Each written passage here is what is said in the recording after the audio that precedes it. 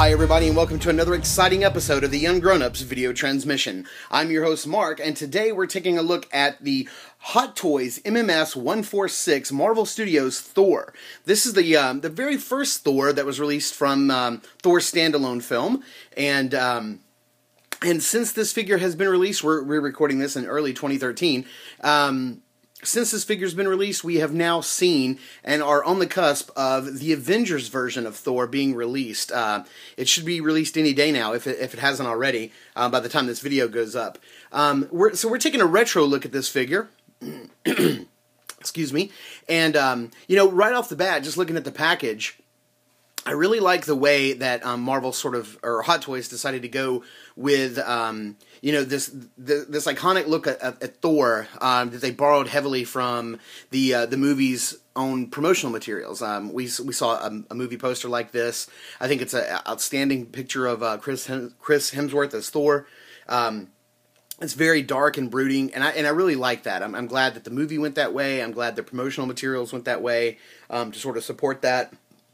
And, because in the comics, Thor could, very easily be very cartoony and very, comic booky. He could be very brightly colored, and especially the way that Asgard looked, the way that Kirby designed it, could be a little far-fetched and could be a little out there. But I'm glad they actually went with a more dark and brooding look at Thor, and I really dig that. I love this. I love that, really the only color that you get is Thor's cape. I'm not one for displaying boxes, but if I was, I think I would have much rather had both the logos be in a silver or a gray or, sort of a more muted tone so they could be pushed back a little bit and weren't so, your eye wasn't drawn so down to each one of them. I like that the only color we really get is his cape, so that's pretty cool. Let's get this guy spun around a little bit. You can see on the side we have a couple looks at the figure itself, and then on the back we have a proper look at the toy itself and Chris Hemsworth's his portrait. Lots of copy over here, lots of credits, lots of stuff. Nice image here on the side of my absolute favorite way to look at Thor, and that's with his helmet on. I think that looks great. So let's get this guy opened up and take a look inside the box. Alright, and this is a little dark because I'm having a hard time getting the light to kind of flow in there. Maybe if I turn it a little bit, you can see that indeed inside the top cover of the box you have Thor's cape. Typically Hot Toys likes to fold capes into triangle shapes and put them in the bottom of the package, but particularly like with the way that this cape has to hang and with all the vertical lines and especially how it has to drape in the center, I'm really glad that Hot Toys decided to go with putting it, hanging it flat, putting it in its own little compartment, protected, not just in a bag. And this is something they actually carried through with the first Avengers, Captain America. They put all his, shield and weapons on the inside of the top of the package. So I think that's really, really, really neat. Let's get this guy out of the way. And here we have, right inside the your standard shoebox type box design, we have really nice, heavily, post-production, photoshopped version of the figure. If only he looked this good. If only there were some lightning effects that came off Mjolnir. But I love that image. I'm really glad this is not what they went with for the front cover. I'm really glad this is something they kind of tucked away on the inside. It also would have looked great on the back of the package, but looks pretty cool. And sliding this off with the paper, we get a proper look at Thor on the inside. And I know, that's absolutely, pull it out a little bit. It's really dark. I'm sure you can't make that out at all. So let's go ahead and get this guy freed out of his plastic prison and take a closer look. Okay, here we have him opened up and out of the package. And about the only thing you're not seeing here, of course, is your standard Hot Toys base. He does come with one. It's got the Marvel Universe logo on it. It's got Thor written on it. You'll see it later, I'm sure. Quickly going down, I got to tell you, he is a pretty impressive figure. I do have my problems with this figure. I don't think he's perfect by any means. Have some issues with him, and we'll get to those later. But just taking a look at what you get out of the box, have this really nice rock stand here, and we'll go into detail about these accessories here in just a second. you get an extra piece of hair. This is the hair that you can actually lift off the top of this head to put on to allow him to actually fit the helmet on. You have the helmet, my personal favorite accessory out of the bunch. You've got 4 extra hands. You see he comes with 2. You get 3 for the left, 3 for the right. 3 for his right hand, or actually have the red wrapping on his hand, I guess to help pad the hand while swinging the hammer around. And so apparently, yeah, he is a righty. And of course, you've got Mjolnir over there in the corner. So is it Mjolnir? Is that how you say it? Mjolnir? Whatever. Mew Mew. Is that how the girl calls it in the movie? We'll call it Mew Mew. So really nice hammer, all metal. We'll get into more detail about that in a minute. But yeah, that's what you get out of the box. Oh, and of course the cape, which doesn't come connected. You place that on in a very nice way that it connects as well. So yeah, this is it. This is what you get in the package. So let's get this guy moved out of the way and take a closer look at all of his accessories. Alright, so here we have a closer look at all the accessories that that Thor comes with, minus, of course, the cape and the standard Hot Toys figure stand. So, first things first, take a closer look at the hands. You have your standard balled-up left hand punching fist right here. Sorry, I don't know why that won't focus. Let's focus on my hand instead of Thor's hand. So, very nice fist, nice vein work on the back. You've got one of my favorite hands, probably my most favorite hand that he comes with is the Mjolnir grasping left hand. Very cool. Almost looks like a trigger finger hand, but perfect for grasping Mjolnir, wreaking some havoc with that thing. Thor's standard reaching out with the left hand because you're about to get smacked with the right hand. Or the hammer, and then same hand on the left side, but this time wrapped in the royal red, red punching fist, and of course a standard, hammer grip hand. I would have loved if we'd have gotten one of these hands for the right hand wrapped in red. I think that would have been a nice touch, probably instead of this one, or maybe instead of this one. I think would have been a good switch out, but hey, we got what we got. So, let's see. Moving the hands out of the way, we'll go to sort of the helmet. I don't want to take Thor's head off because of the way the neck and everything connects. The neck's an all-rubber neck, which we'll look at when we look at the figure total. And it's an all-rubber neck, and to get, I don't know, I don't like messing with the all-rubber necks. It's kind of weird. But this is the head sculpt, or the hair sculpt, that you use for the helmet. As you can see, it's a great deal thinner, and of course, as you can tell, they're held on by magnets. It's a good deal thinner and not nearly as tall. Look at it from the sides and the back. You can see it's not nearly as full. And this is to allow the helmet to slide on very easily, which is by far the coolest accessory he comes with is this helmet. I'm actually getting ready to sell this figure on eBay, and by the time this video goes up, he will already be gone. And I got to tell you that even though the new Thor figure that is getting ready to come out, or by the time this goes up, has already been released, he doesn't come with a helmet, and nor is his head sculpted in a way for the helmet to go on, but I am thinking about picking up another helmet off of eBay just to sort of display maybe whether he can hold it or have it sitting down next to him, because I think this is absolutely fantastic, this helmet here. It is just, I absolutely love it. It was the one thing about the movie that I was kind of nervous about when I first heard they were doing a Thor film, is I was like, oh, he's got to have the helmet, and how goofy is that helmet going to look? And this helmet is anything but goofy. It is amazing, and it is a travesty that we only got this helmet on Thor in the film for like 3 seconds. Brana, you owe me some more helmet. And I was really hoping that, because it's such an old school nod, that Whedon would have put Thor in the helmet, at least in one scene. But no, apparently no, helmetless Thor was what we got. And this is another thing that the new Thor will be without, and that is this rock base. And this thing is amazing. Again, this may be another accessory that I end up picking up on eBay just to display with my new Thor as well. This thing is awesome. Lots of like nasty, craggy little detail in here. You can get up on that thing and you can see lots and lots of detail. This thing is it's really cool. This is, of course, the scene where, Thor's hammer lands on Earth, and not even Stanley in his pickup truck can remove it from the ground. So this brings us to Mjolnir. It looks utterly amazing. This is quite possibly one of the greatest accessories that has ever come. And I want you to hear this. Thing is all metal. This thing is not playing around. You do want to be careful pulling this thing out of the package for the very first time. I've seen some reviews and heard horror stories of people pulling this, using the strap to actually pull this out of the package and pulling the strap right out of the end of the handle. So luckily that didn't happen with me. I've been very careful with it.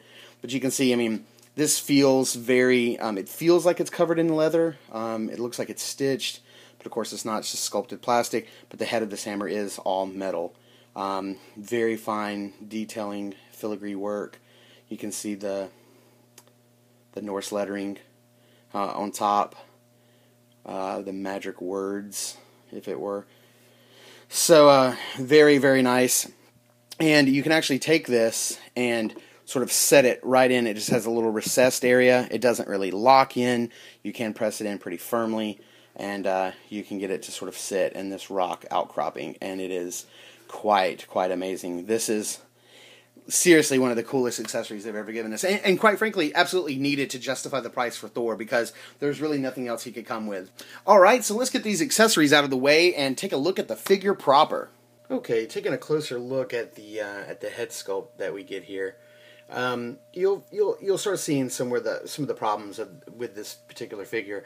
One, there's a very noticeable hairline. You can see that seam, not so bad on that side, very, very noticeable on this side, and that is where the hair actually connects to the head sculpt via the magnet.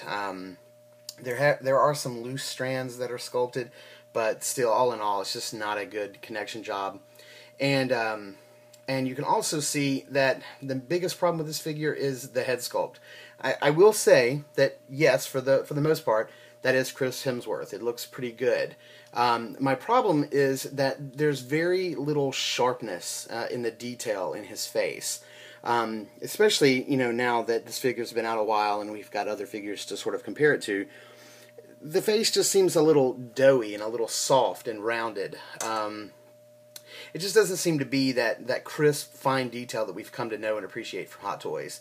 So, as you can see, not a lot of crisp detail in the nose or the lips. And, while the paint apps look pretty good, not a lot of detailing in the paint apps on his face. Not a lot of texture in the skin or wrinkles in the forehead. I mean, it's just it's almost like when you photocopy a photocopy of a photocopy. It's just kind of, you sort of lose resolution, you lose definition, and that's kind of what this is. I don't know, that's kind of disappointing. And it's one of the things that I love about the new Thor figure that we have coming out, is that the detailing is very crisp, and it looks great. It leaps and bounds better than this one, I'm a designer by day, and as an artist and a designer, you kind of know when, you look back over the work you've done in the past, and you kind of know which work you spent a lot of time, toiling over, and you got a great finished product, then the work that you did that you just kind of phoned in. And I hate to say it, but I kind of think that Hot Toys really phoned in this head sculpt here. Maybe they were limited with the hair and what they could do with the helmet. I'm not sure, but I think the head sculpt is the weakest part of this figure. Unfortunately, that's a major part of the figure. So, moving on down, I absolutely love this armor. This armor that we get is amazing. Very intricately detailed. Looks phenomenal. But again, one major flaw. These little shoulder bits here. Let me see if I can change hands with the camera. Sorry for the shakiness. But these little shoulder bits that are right here, just this little section right here, I've seen some people shave those off. Just kind of like trim them off altogether so you can get more upward motion with his arms. You can get his arms raised up a little bit. As such, with that particular piece on the figure, you can't lift his arms up. So you can't get that iconic Thor with Mjolnir above his head kind of pose. And that's that really blows. The armor looks really nice, but it's also very restrictive. So it's a very hard, dense plastic. There's no give, and there's really no way to get it off without kind of breaking glue lines and seams and stuff. So if you're going to attempt any sort of like customization, please consult websites thoroughly, because you don't want to mess your figure up for good. The other thing is, I really like the concession they had to make with getting, bendable, movable chain link, chainmail. But, when it ripples up like this, it just looks too much like material, and that's exactly what it is. So while, from a distance pulled back, it looks pretty good, but when you get up on it, the detail is, it's extraordinary what they got in there, but at the same time, I'm sorry, this keeps going out of focus. But at the same time, you don't want it to look like the rubber plastic that it is, and it kind of does. One of the really nice details, I don't know if you can see, but on each gauntlet, right inside the gauntlet, and I hope this comes out, I think, yeah, you can see it right there, there's a little piece of red fabric that's sort of glued to the inside of the gauntlet, which is a little bit of red fabric that hangs out. He has it in the film. It's not meant to connect to his hand right there, and it's not even meant to look like it is, but it's sort of meant to just kind of poke out from, it would be the garment that would be under his chainmail. So, nice little detail. I'm glad they included that. It's really cool. And as you can see, the pants look, fairly leather. They kind of look like leather. They got your sort of typical leather stitching, especially right there in the crotch area, but it is just a nylon material. It's just a very plasticky feeling. It's not terribly heavy. It gives him a lot of mobility, a lot of movement. And we come down to the boots. And the boots are very, very detailed. These boots are amazing. They look great. And as you can see, the ankle is sort of, not sort of, it is completely hinged, completely separate from the boot itself. So you can get a great deal of range of motion in there. So, and I don't know what the deal is. Maybe with mine, I just got some really weak ankle joints. He keeps wanting to sort of rock forward. But let's get this guy spun around a little bit, because I really want to take a moment to look at this cape. Sorry, let's see if I can get him to stand up without having to put a cut in. Okay, here we go.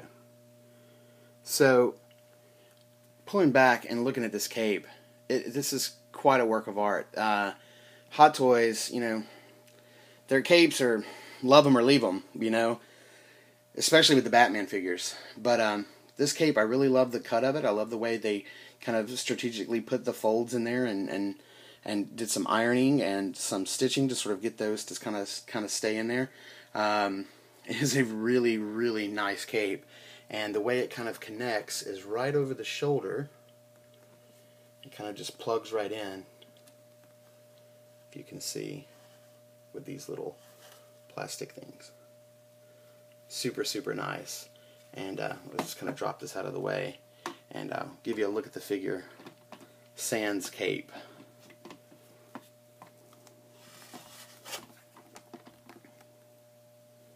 Sorry, this guy's wanting to give me some trouble. So, here he is, looking quite tough.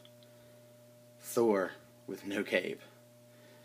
Alright, so what we're going to do now is we're just going to go ahead and cut right to our standard pose montage, and we'll meet you back on the other side of that with some final thoughts.